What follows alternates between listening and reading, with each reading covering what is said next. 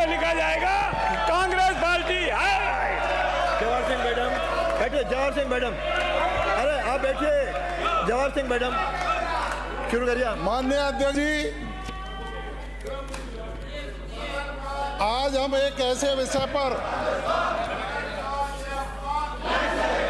चर्चा कर रहे हैं जो हमारे प्रदेश की एकता, सामाजिक समरसता और भविष्य से सीधा जुड़ा हुआ है।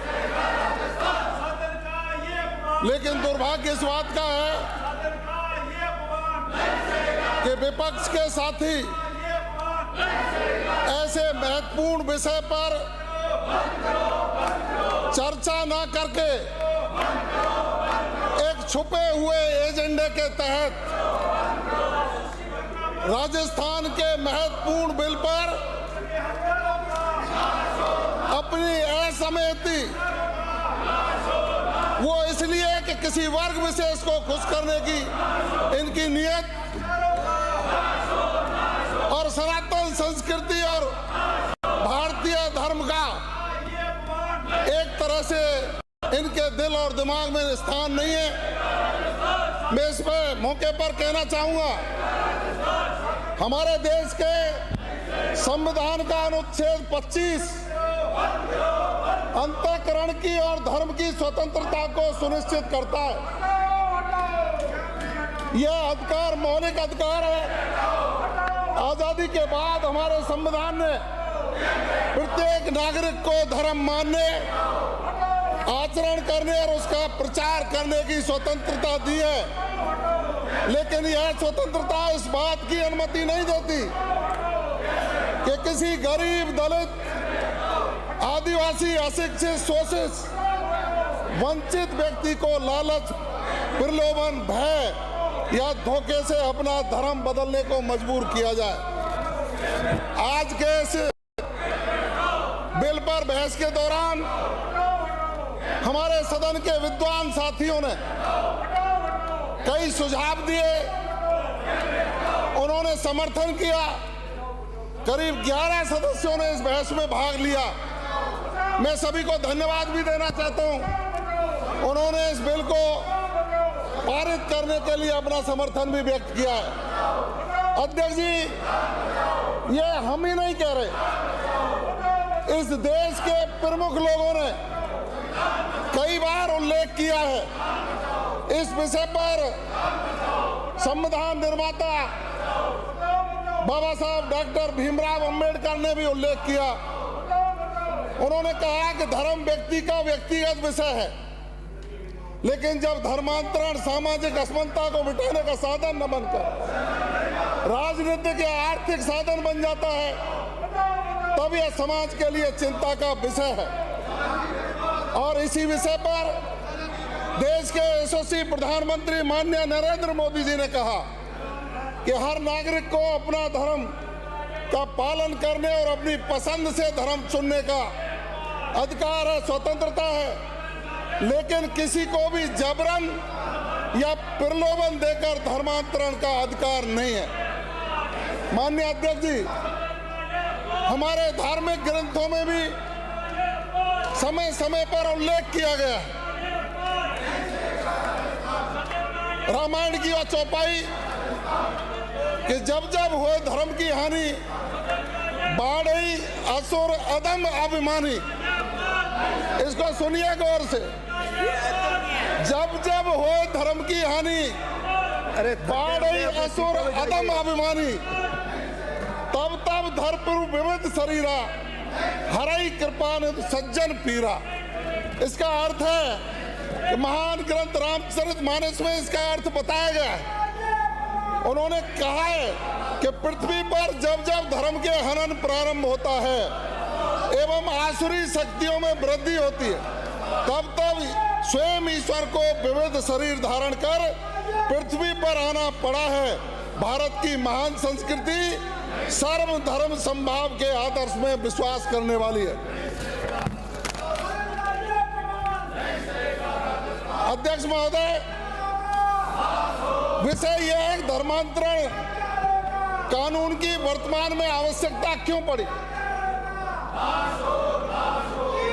स्थापित समन्वित विधि द्वारा यह सुनिश्चित हो सके कि किसी भी व्यक्ति का धर्म परिवर्तन छल कपट धोखाधड़ी या लालच के परिणाम स्वरूप नहीं हो। ऐसी विधि विभिन्न समुदाय के बीच संघर्ष और विभाजन को रोककर समाज में शांति और सद्भाव बनाए रखने में सहायक हो। समाज के कमजोर वर्गों यथा दलित, शोषित, वंचित, जनजाति, महिला एवं दिव्यांग इत्यादि में संगठन और सुनियोजित तरीके से बड़े पैमाने पर होने वाले धर्मांतरण से बचाने का में कारगर सिद्ध हो। धोखाधड़ी से शादी, लव जिहाद जैसे मामले, इनको करके दूसरे व्यक्ति पर जबरन धर्मांतरण के लिए दबाव डालने वाले प्रकरणों में उक्त विधेयक लागू होने पर रोक लगाने में मील का पत्थर साबित होगा। माननीय सर्वोच्च न्यायालय ने भी थक गए, अपने सीटों में जाइए। और कई अन्य न्यायालयों ने जबरन धर्मांतरण के मामलों को धार्मिक स्वतंत्रता के उल्लंघन के रूप में स्वीकार किया है, जिससे इस मुद्दे पर कानून निर्माण की आवश्यकता महसूस की गई। माननीय न्यायालयों के निर्णय मैं उल्लेख करूंगा। माननीय सुप्रीम कोर्ट ने अपना एक निर्णय दिया, state versus state of Madhya Pradesh.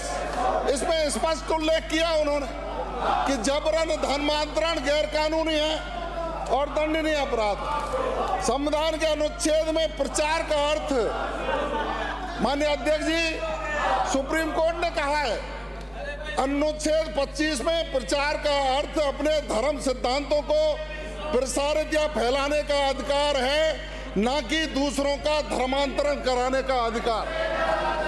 किसी अन्य व्यक्ति को अपने धर्म में परिवर्तित करने का कोई मौलिक अधिकार नहीं है।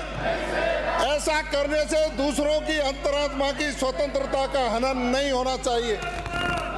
धर्मांतरण के किसी भी प्रयास में सभी व्यक्तियों के बीच धार्मिक स्वतंत्रता की समानता का सम्मान किया जाना चाहिए। माननीय सुप्रीम कोर्ट ने उल्लेख किया। इलाहाबाद उच्च न्यायालय ने अपना एक निर्णय दिया और उन्होंने कहा कि अनुच्छेद 25 स्वेच्छा से और सार्वजनिक व्यवस्था, नैतिकता और स्वास्थ्य के अधीन धर्म को मानने, आचरण करने और प्रचार करने की स्वतंत्रता की गारंटी देता है। संविधान जबरन, भ्रामक या प्रलोभन आधारित धर्मांतरण का संरक्षण नहीं करता। जैसे इनमें से कई लोग बीच में धर्मांतरण कर गए थे, उसकी अनुमति नहीं देता।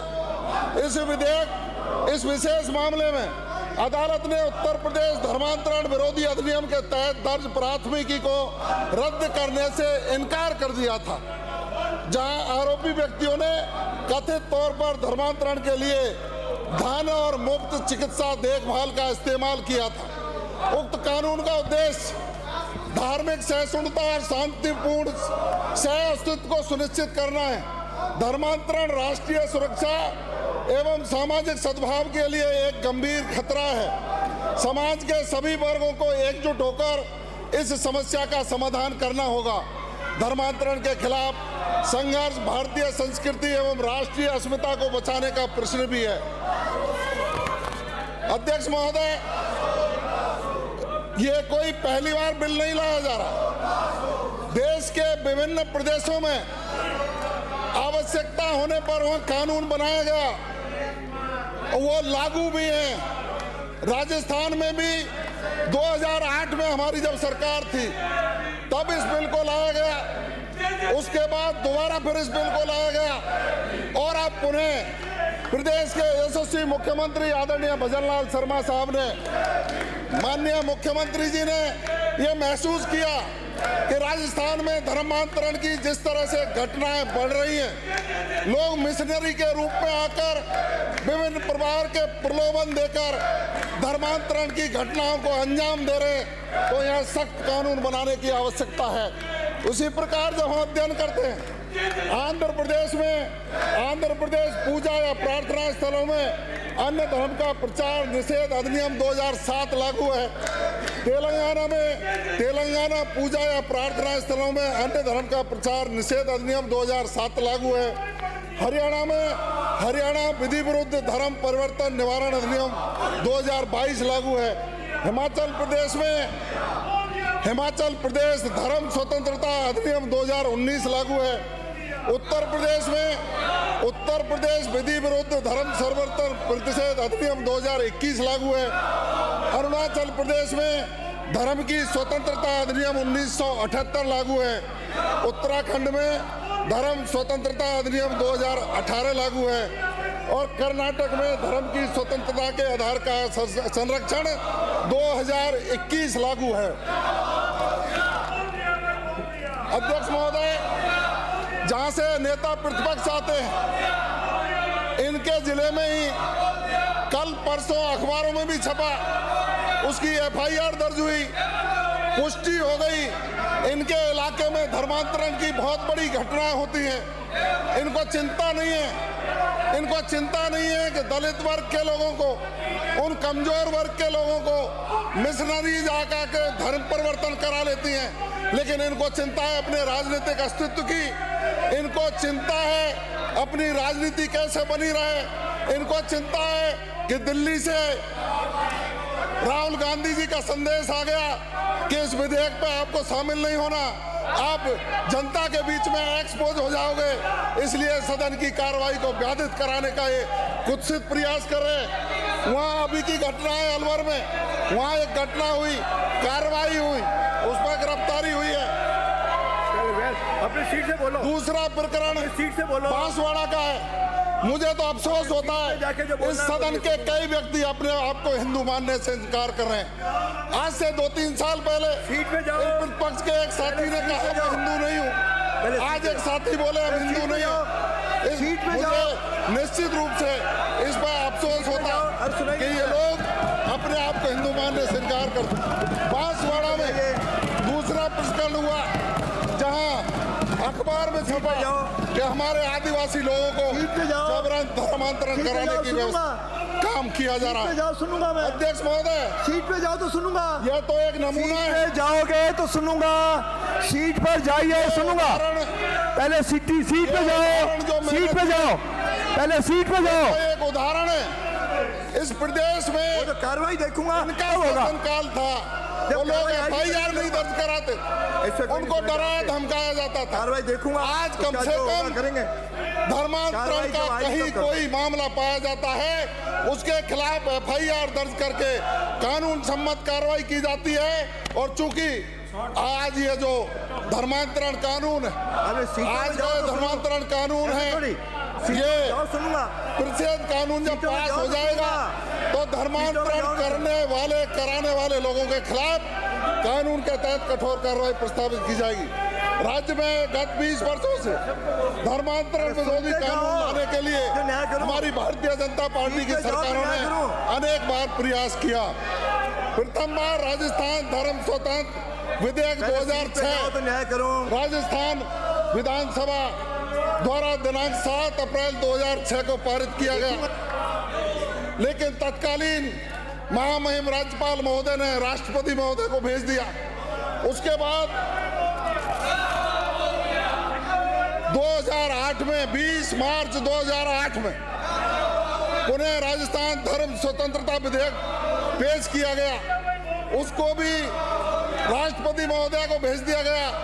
अटॉर्नी जनरल ने उसमें अपनी राय दी और उन्होंने कहा विधेयक धारा 5 में यह प्रावधान था कि यदि कोई व्यक्ति दूसरा धर्म परिवर्तित ग्रहण करना चाहता है, उसकी सूचना उस व्यक्ति द्वारा संबंधित जिला मजिस्ट्रेट को दी जाएगी, परंतु इसमें यह प्रावधान नहीं था, इसलिए दूसरा बिल लाया गया।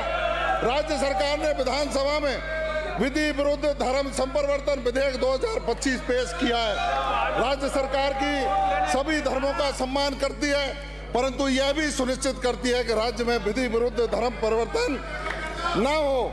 अगर कोई व्यक्ति या संस्था राज्य के आमजन में भय उत्पन्न करे या सद्भावनाओं के विरुद्ध कार्य करे तो ऐसे व्यक्ति या संस्था को कठोर दंड से दंडित किया जाने का प्रावधान कर राजस्थान विधि विरुद्ध धर्म परिवर्तन विधेयक 2025 राजस्थान विधानसभा में प्रतिस्थापित किया गया है।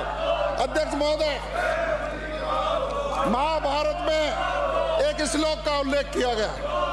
उन्होंने कहा है, भगवत गीता का श्लोक है, यदा यदा हि धर्मस्य ग्लानिर्भवति भारत अभ्युत्थानम धर्मस्य तदात्मानं सृजाम्यहम्। मैं तो ये कहूंगा, भगवान श्री कृष्ण ने उस समय कहा था कि हे अर्जुन, जब जब धर्म की हानि और अधर्म की वृद्धि होती तब तब मैं स्वयं अवतार लेकर के प्रकट होता हूँ। इन विपक्ष के साथियों को सोचना चाहिए कि धर्म की रक्षा के लिए प्रदेश के मुख्यमंत्री जी ने लाखों करोड़ों जन भावनाओं को ध्यान में रखकर इस विधेयक को सदन में लाने का काम किया है। हमको साधुवाद देना चाहिए था। मैं इन्हीं शब्दों के साथ अध्यक्ष महोदय, मैं आपकी अनुमति से प्रस्ताव करता हूं कि राजस्थान विधि विरुद्ध धर्म परिवर्तन विधेयक प्रतिषेध विधेयक 2025 को पारित किया जाए। श्री शंकर सिंह रावत, श्री शंकर सिंह रावत।